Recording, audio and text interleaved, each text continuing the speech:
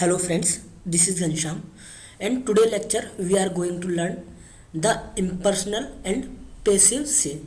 Say is used in a two form. Say is used in a two form in impersonal way and passive way. So in this lecture we will learn complete understanding about how to use say in the impersonal way and how to use say in a passive way. So to understand impersonal and passive, say read below statement. First is you should not smoke in a hospital. Second, they say she is a very pretty. One never knows when he will turn up. Now, these are impersonal expression. These are called impersonal expression. In other words, we don't really have anyone specific in mind. When we say they say or one or you and they we mean people in general. This is what we mean by impersonal. So what is the meaning of impersonal? The meaning of impersonal is if we are talking to someone impersonally, means we are talking about in general way. We are talking in general way. By this example, you should not means you should not. We are talking in general way that you all should not smoke in the hospital. We are not saying to particular one. We are saying to general one. It is general way to say something. In Spanish, we add a pronoun say in front of third person verb or third conjugation to make general sentence. So how to make the general sentence? We add the say pronoun with the third conjugation of a person with the third conjugation of the verb, okay, to make a general statement. We learn this, we clear this concept by the examples. First example, do not enter. So here we are not keeping in mind to someone on particular one. We are not saying to particular for entering. We are restrict to everyone for the entering. So we are saying in general way. So no se entra. What we did? We add se pronoun before the third conjugation of the verb entrar. Second example. They say it is going to rain. They say. But with say, to whom say? They say in general way. They say to everyone. That's why we use impersonal say. Say, dice que va a llover. Third example, can you swim in the lake? Can you swim in the lake, or can one swim in the lake? Means if there are a lot of person and if you are saying to someone, can you, means any one of you. They are not targeting a particular one. They are saying any one of you can swim in the lake. In this case, we use se as an impersonal. Se puede nadar en el lago. Next example, how do you spell Valencia? Valencia. ¿Cómo se escribe? So the next example, how do you spell Valencia? ¿Cómo se deletrea? Valencia. Deletrear is a verb which means to spell. Deletrear. Next example is life is good in Merida. Life is good in Merida. So se vive a gusto en Merida. So this is the right sentence. Se vive a buena en Merida. Se vive es buena en Merida. Now the passive say in Spanish. Passive say in Spanish means passive voice in English. Can only be used with verbs in the third person or only used with the third conjugation of the verb. It can be singular or plural third person form, usually used with non-human nouns and pronouns. Okay, so before the understanding the passive say, understand the what is the active voice and passive voice. Verbs after either active or passive in voice. In the active voice, the subject and verb relationship is straightforward. In the active voice, the subject and the verb relationship is straightforward. The subject is a doer. In the passive voice, the subject of the sentence is not doer. It is shown with the by. Means in the active voice, subject is doing something, but in the passive voice, subject is not doing something. It is doing by. In the sentence, you will see the by. In the sentence, you will see a by. Means with the if the sentence is with by, then it is a passive voice. Passive voice is used when the action in the focus, not the subject. Means passive voice is used when we are talking about the action. We are not talking about the subject. Means who is doing the work, we are not bothered about that.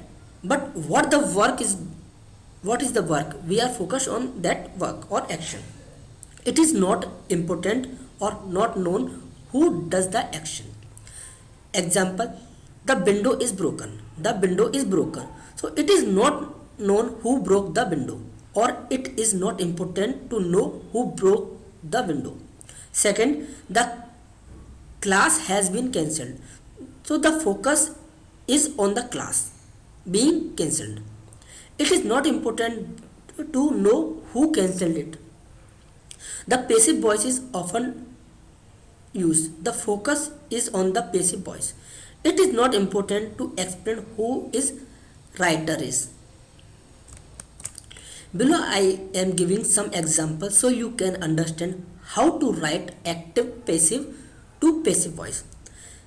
Sam wrote a letter to Jimmy. So this is an active voice. Sam wrote a letter to Jimmy. A letter was written to Jimmy by Sam. This is a passive voice. This is by in this sentence, so this is passive voice. The government built a new bridge. A new bridge was built by the government. So this is a active voice and this is a passive voice. I recommended that you apply for this position. It is so this is an active voice. If I say it is recommended that you apply for this position, so it will become a passive voice. Now, the wine is served in a glass. The wine is served in a glass. So we make this sentence as se sirve el vino en una copa. Subject is not important because who is serving the wine not important. The wines are served in a glass. Se servían los vinos en una capa. House for rent. Se alquila una casa. Se alquila una casa. Subject is not important. Contrasting and comparing. If the context refers to a direct object, then it is the passive say. If it does not refer to a direct object, then it is the impersonal say. Understand these sentences by the example. In Spain, a lot of garlic is eaten. In Spain, a lot of garlic is eaten. En España, se come mucho ajo. So here this say is passive say because ajo is a direct object of como. Means ajo is a direct object of como. In the similar, if I say in Spain people eat a lot. In Spain people eat a lot. So we are talking here in general way.